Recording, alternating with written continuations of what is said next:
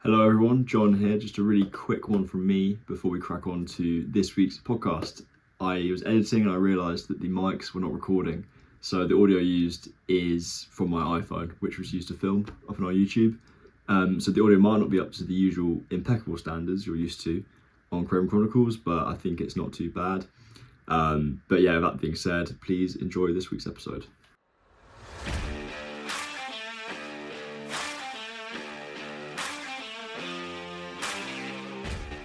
Welcome to this week's episode of the Craven Chronicles, your go-to podcast to discuss the highs, the lows and everything in between supporting Fulham FC.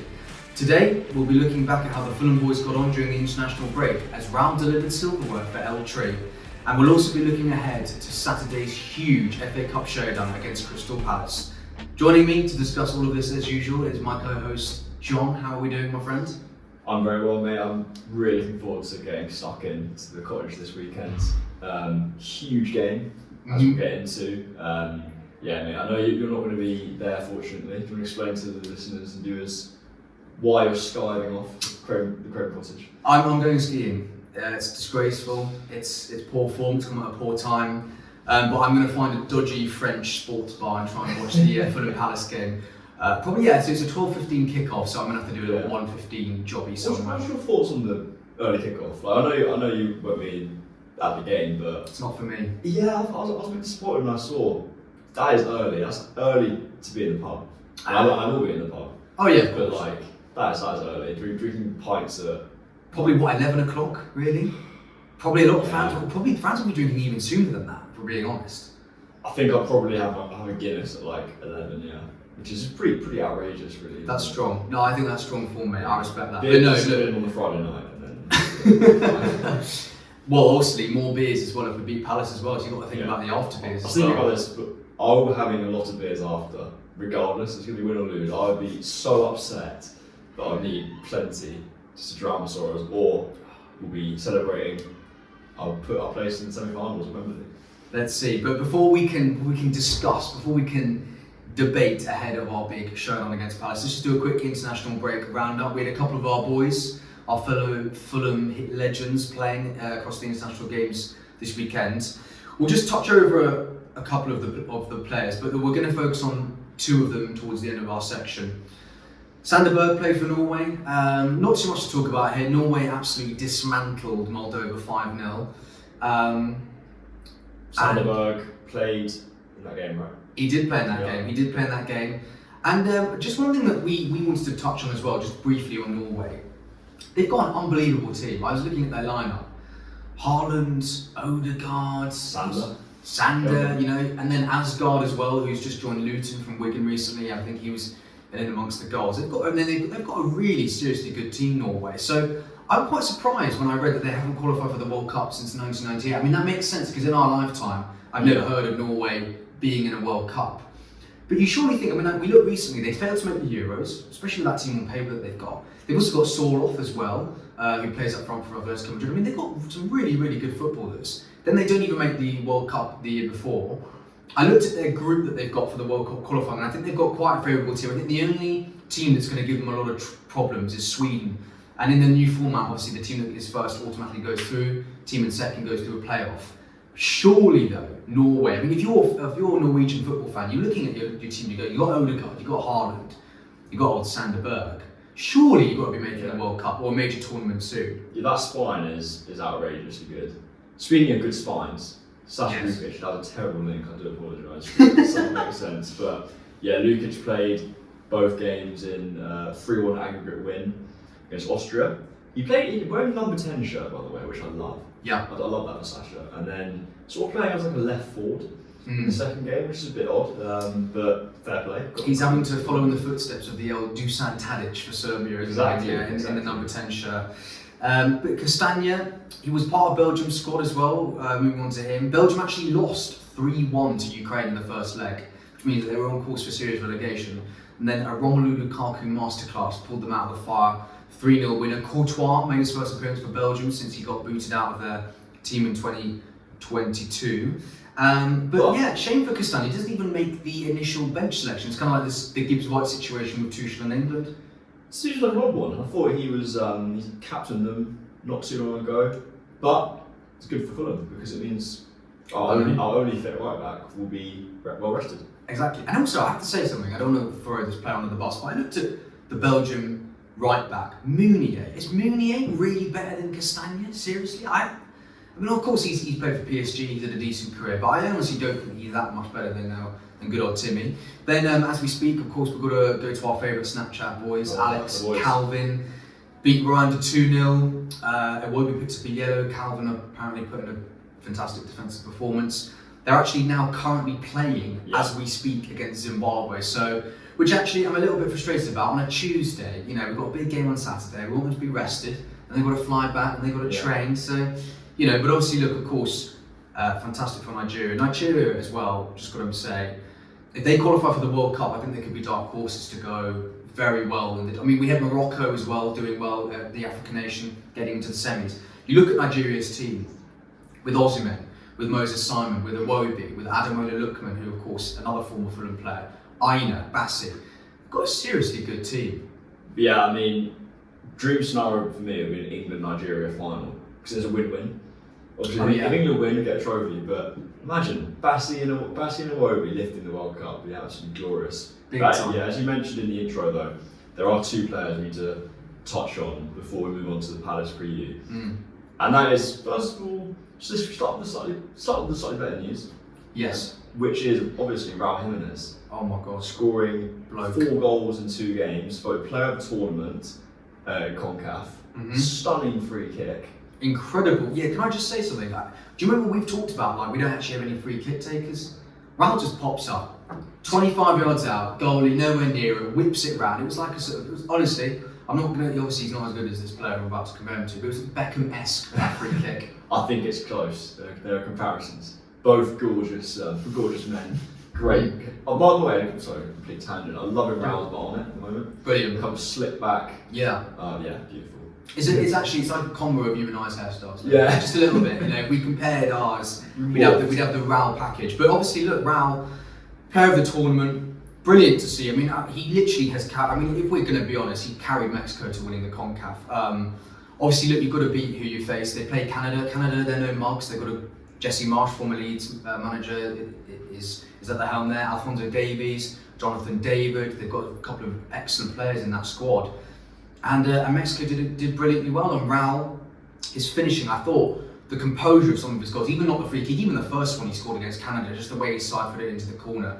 He's playing like a player with confidence. And then, of course, the biggest shock of the whole tournament, Panama beating the USA.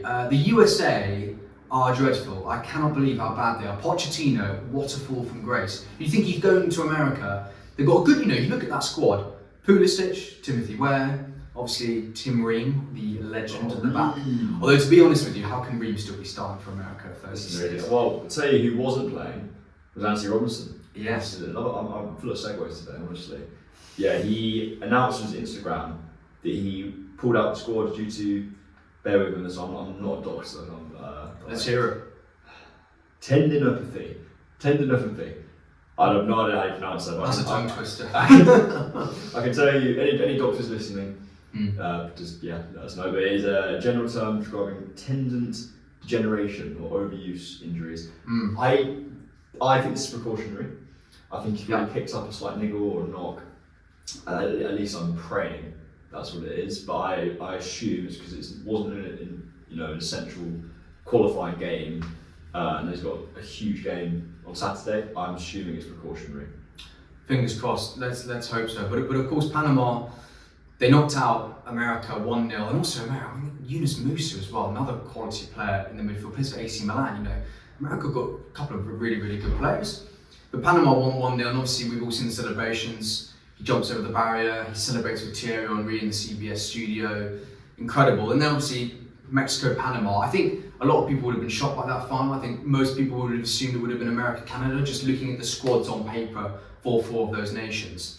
But then again, Raul steps up to the plate, grabs another brace, lifts the CONCACAF with Mexico. You'd actually look at that Mexico team, and no disrespect to some of the players. But apart from Raul and Edson Alvarez, I couldn't tell you one of those players and who they played for. When you look back to some of the great Mexico teams you've had in the past, I mean, fair enough, but like Rafa Marquez, Chicharito, Carlos Vela, you don't see any of these kind of players in and around it. But no, you're right. So happy for Raul. And one thing I did also want to mention, just on the CBS thing that we mentioned earlier, I thought his interview with Thierry Henry and Kate Abdo on CBS was just so awesome. Just talking about his journey, how he did that obviously we all know about the terrible head injury that he had with David Luiz, how everyone sort of thought he was completely finished, and he spoke really praised Fulham Football Club, kind of giving him another opportunity, giving him that chance to try and show his form back. And he's repaid the faith. He's been brilliant for us this season. Not only that, everyone thought that Raul was absolutely washed, that he was finished, that he wasn't really showing the form that he had done. And if you look at Wolves now, obviously Cunha's incredible, but Strand Larsen, there's no way he's a better footballer than Raul Jimenez. Yeah. So it was such a wholesome interview. Yeah. Thierry Henry, of course, the legendary striker himself, saying how proud he was. And honestly, and credit to Mexico as well, winning CONCACAF, when I think everyone thought they had no hope in hell of winning that tournament. So brilliant for Raul as well. Yeah, I think final word on Raul before we move on. Actually, it does raise the question of who will start up front. It's interesting. Oh, yes. But yeah, we waxed lyrical about him. Yeah, I think in the last like 2 or 3 pods. Just the way he's performing this season is absolutely phenomenal, and then keep saying it. But what an absolute bargain from Fulham, £5 million. I was very sceptical.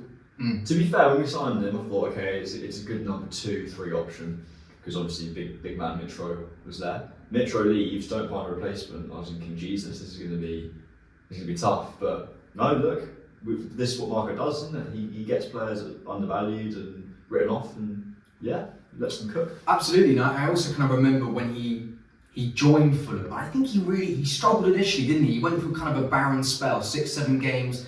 And I'm sort of sitting there watching him week in, week out thinking, Jesus, we've just signed a bit of a lump for £5 million. He's not really doing much. Then we played Forest, we won 5-0, he scored twice. He scored that back heel finish, and he actually hasn't really looked back since that game. Yeah. And also, I think the other thing about Raul's players, we can always talk about his goal scoring, his finishing, and what he's obviously done in CONCACAF, and what he's done this season.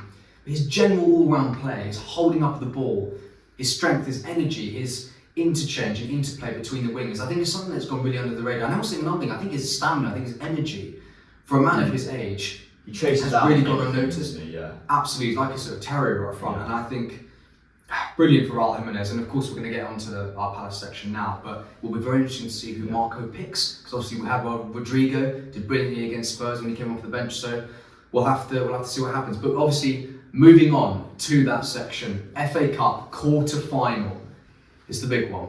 Now, before we hit record, I typed something in our little pre-match, which was a shambles. This is mad.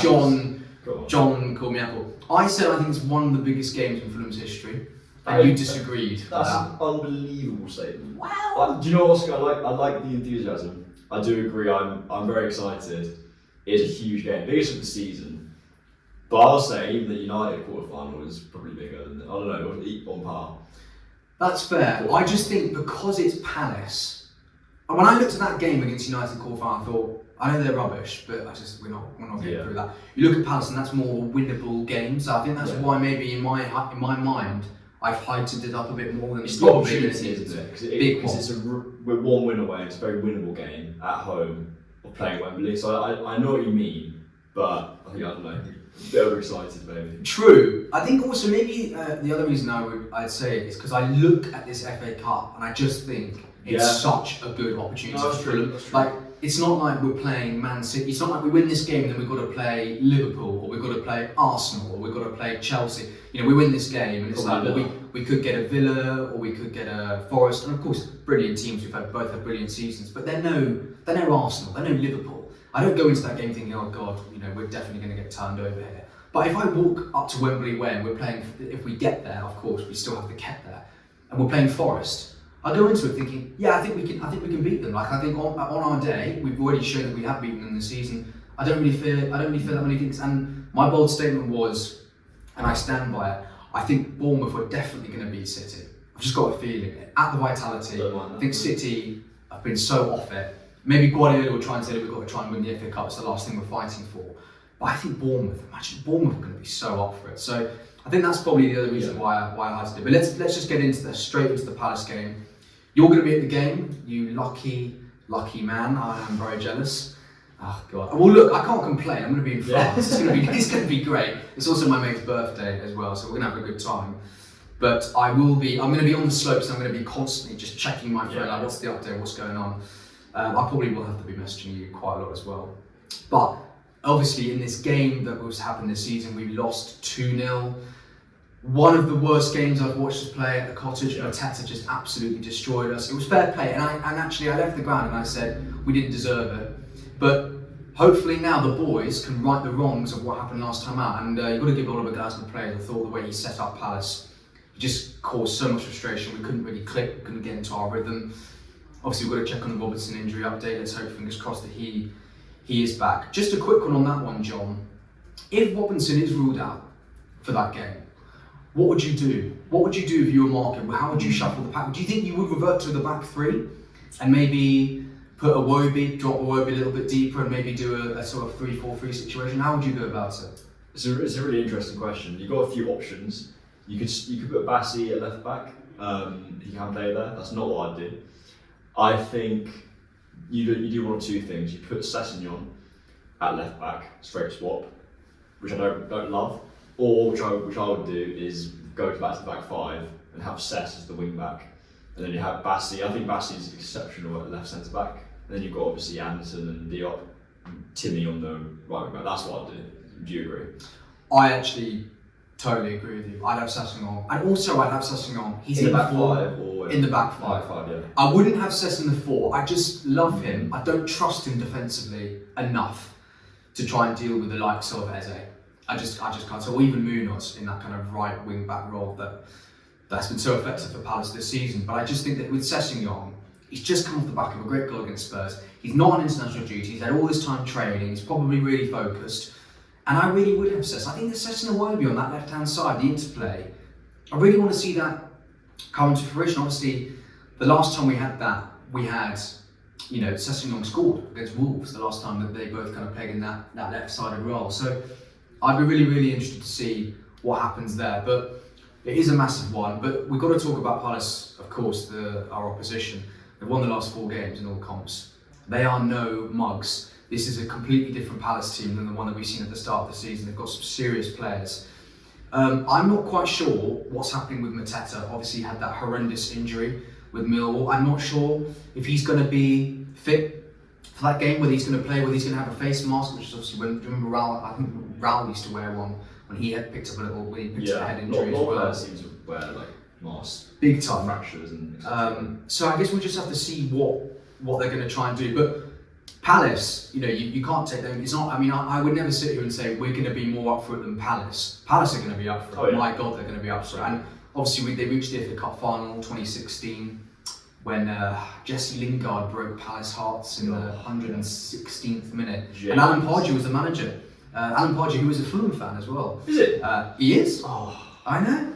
I'm not happy at that. You're not. We've got a good roster of Fulham fans. Big Hugh Grant. See Big Hugh Grant at the game recently. I did. I'd love to see it. Popped up on my TikTok feed. Yeah, Hugh Grant in the Premier League. Yeah, got like Margot Robbie. Mm-hmm. Who else we got? Michael Jackson. Don't speak about that. Oh Christ. Daniel Radcliffe. Okay, that seems appropriate. Harry Potter. Yeah, we're going to need all of his luck on Saturday. But the big question is. Palace, I don't think, except for Mateta, I don't think they've got huge amounts of injuries to deal with. They've also had their international break. A lot of their players have been abroad as well playing. I am worried about the game, obviously, because I want us to progress and do well. And I'm particularly worried because last time Palace not only beat us, but they schooled us. Yeah. And my biggest concern in this game is how to unlock their defence. Now, we've waxed lyrical about Raul. And rightly so, he's been sensational, but he was really bad against Palace in that game. Like Maxence Lacroix was outstanding. I think actually, and I think I said this to my dad, I think I might have even said this on the pod, Lacroix put in the best centre-back performance I've seen at the Cottage this season. He totally destroyed Raul with the pace, with the strength, with his agility, his ball playing. They've also got Gahey as well, who just came off the back of playing against Latvia last night. So Palace have got some seriously good players defensively. So my big worry is, how are we going to break Palace down? Because we failed. I mean, it wasn't even a case when we lost 2-0 to them that we we missed loads of opportunities, and on another day it could have gone this way. It wasn't really that. We barely carved them open. So the question I have for you, John, is what do we do? How does Marco change it? Do we play Muniz with Raul, or do we just try and find a different kind of formation to unlock their defence? Yeah, you're right. The last game, we've seen it quite a few times this season where we just can't seem to unpick under that killer pass. I think there's a couple of things you could do. If you play the back five, you are matching them up because their wing backs are exceptional. I wonder if Marco will do that because we've seen the back five can work, and I think that'd be quite interesting. But regardless, I think how do we unpick them? The players like Andreas playing like he did last time out. That's how we beat them. When Andreas or what we want Smith Rowe to be doing, someone in that attacking position taking risks. I think far too many times we've been very pedestrian, very safe, which just won't unpick a defence like Palace, who, as you say, are in exceptional form. So yeah, that my answer. Very simple answer. No, it's not at all. Risks. I think I can't believe I'm actually saying this on a podcast. I've got to stop Will Hughes. He totally conducted them. He was like the composer on the orchestra. He was the conductor. He just completely destroyed our midfield in that game. It was one of the best midfield performances I've seen actually quite a long time. Lacroix and Hughes were a joke in that game, and we couldn't touch Hughes, we couldn't touch Lacroix the entire 90 minutes, and they did deserve it. I just think for Marco and for the boys, look, we don't need to tell them what motivation they need. They should be thinking in their heads. We win on Saturday. Yeah. We've broken a 23-year wait to take this club back to the FA Cup semi-finals. We know that if we win the next one, we do something we haven't done since 1975, which for you and I in our lifetime supporting Fulham, we've never reached an FA Cup final, and we're effectively 180 minutes away from doing that. But it's going to be a really, really difficult one. Of course, we know Palace, we know how good their fans are. I actually don't know. I'm wondering actually if they're going to give them the entire stand, if that's going to happen in the FA Cup. I think sometimes they do that, or if we're going to still have the same. Is it going to be the limited away allocation? I wonder, because obviously we know Palace, their fans are amazing. The atmosphere is going to be brilliant. So I'm wondering if that's going to maybe affect the players as well. But I've seen some stuff on X. I don't know what to believe on that app anymore. But I've seen some stuff like they're struggling to sell it out. But then I think Fulham fans looking for nibbles on X, and then saying, oh, they can't sell it out. Palace fans being absolutely raging at it. I don't know. I couldn't be bothered to look into it. I'll be completely honest with you. But yeah, I don't know if we've been the full thing basically. Well, one thing, of course, we also got to touch on just on crowd atmosphere. We've heard Marco several times this season talking about we need to get the fans, we need to galvanise the fans, we need energy, we need loudness, we need to make Craven Cottage, I think he said, a cauldron of an atmosphere. Now, we as a club historically have always been known as having quite poor atmosphere. Our infamous clappers have been used on several occasions. Now, I won't be at the game, I'm going to be in France, but I'll be cheering from abroad. But I have to say one thing, the fans, if there's ever going to be a game where the players need the fans more than ever, it is this one on Saturday. As a fan base, we know that Palace are going to be loud. There's going to be really loud, they're going to be support, cheering their team on. We've got to match them. We've got to get the boys on, we've got to spur them on to try and get them over the line. And even everything, when we win corners, when we win tackles, we just need the crowd to be really, really up for it. And that's not me criticising the Fulham fan base, but of course not. But I just think we've got to step up another gear for atmosphere. We've got to turn it up a little bit more to try and help Marco get over the line. And also, if Marco's called for it, we need to deliver. We have to help him as well, and we have to help the players out, especially if they're struggling, or if we go a goal down. We've got to try and keep cheering the team on and try and galvanise them. Because I sometimes feel that the Cottage, we concede a goal and the atmosphere completely dies, it goes flat. And it's like the players have to try and do their bit, but sometimes we need to help the players, give them that extra motivation. So I just hope that on Saturday, the atmosphere, I think it will be, I definitely think it will be, but I just hope that our fan base massively spur the players on. I'll tell you why it will be good atmosphere. It'll be good atmosphere regardless, but the Palace, the ticket policy for this game has actually been reasonable from the club. I'd say maybe for the first time this season. And that, I'm telling you now, that will directly correlate to a good atmosphere, because I think I got my ticket. The season ticket holders could get up to 3 tickets, I think. Mine was £35. Oh, that's good. That is very reasonable price. So it'll be all Fulham fans I have absolutely no problem with like tourists, day trippers coming necessarily, but when it's at the expense of loyal fans, which it has been too many times, that's when the atmosphere is not very good. So this game will be full of Fulham fans. Everyone will be up for it, and we criticised the club, and rightly so, for the ticket policy, but this time they've done it right. Final thing to say, John, of course, is the lineup and prediction. Now, I think lineup-wise, It's a tough one. It's a tough one. I think it depends on what happens, as we touched on with Anthony Robinson and with Sessegnon, that kind of situation. When we last played Palace, we did a 3-4-3. Didn't work at all. I know we did say it might be quite good to have Sess in that 3-4-3, but it didn't really quite work. So I'm just wondering what we need to do now. Do we try and do, if we revert, because I actually would say, I know you'll probably disagree with this, but if we do a back four, I would put Calvin left back.